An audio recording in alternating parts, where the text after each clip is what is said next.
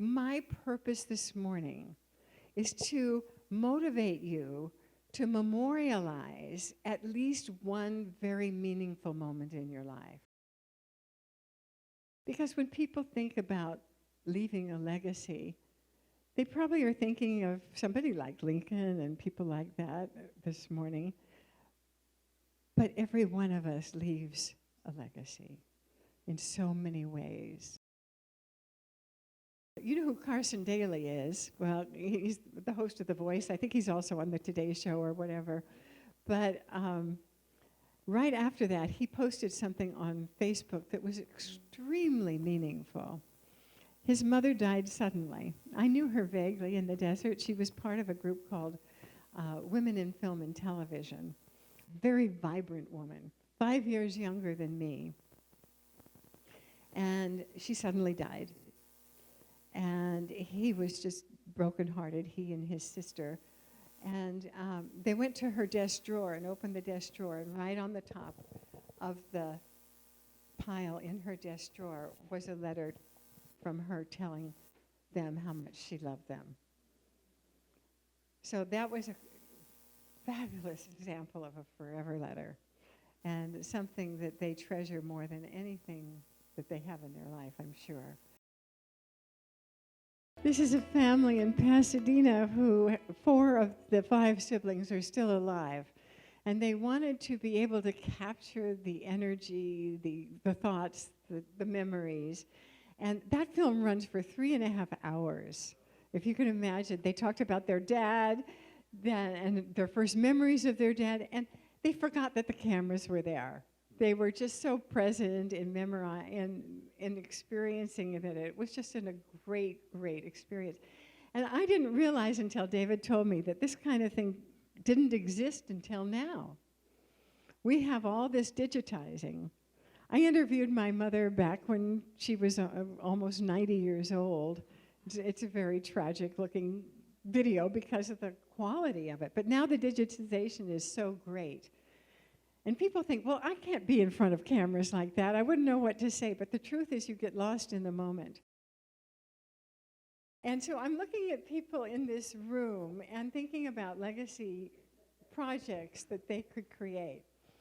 Jane Drew, for instance, recently did an auction item where she went with Tracy and they went to a ranch. And I guess it was kind of like Jackson Pollock. They threw paint on the canvases. And she discovered an artist in herself that she never knew was there. And when I look at Jane now, since that experience, I can feel this quiet joy inside of her that is something completely new. And she found out she was very good at painting, and she's enjoying that now. So if she would sit down and do some kind of telling us about it, it doesn't work to sit in front of your computer and just, do photo booth or something because, there's no relationship going there. But there's actually, for your phone, there's a little microphone that has 2 microphones that goes into your phone, and you can put it on a tripod, and you could sit with one of your really good friends and tell her or have her interview you or him about this experience of yours. And this would actually serve several purposes because it would be meaningful for you. And it will be meaningful for anybody, actually, because somebody in their 70s discovers a new hidden depth in themselves that they get to express now. I mean, that's a huge message for the world. And years from now, even at your memorial service, they could show that one clip, and it would be great.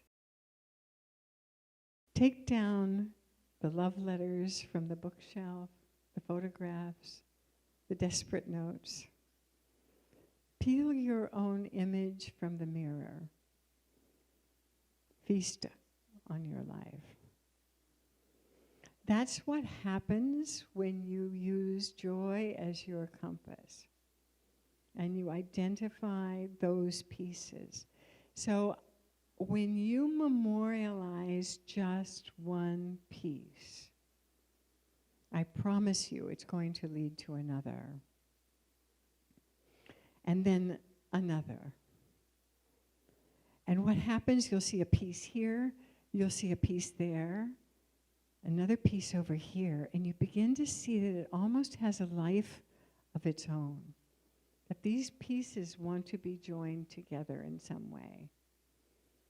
And as you continue thinking about those things, it's almost like there's a patchwork quilt that could be filled in. So I think this is the most valuable work that any of us can do, is to mine the meaning of our lives through those moments, those meaningful things. It might be time with a child. It might be just talking about a memory. It can be anything that you want.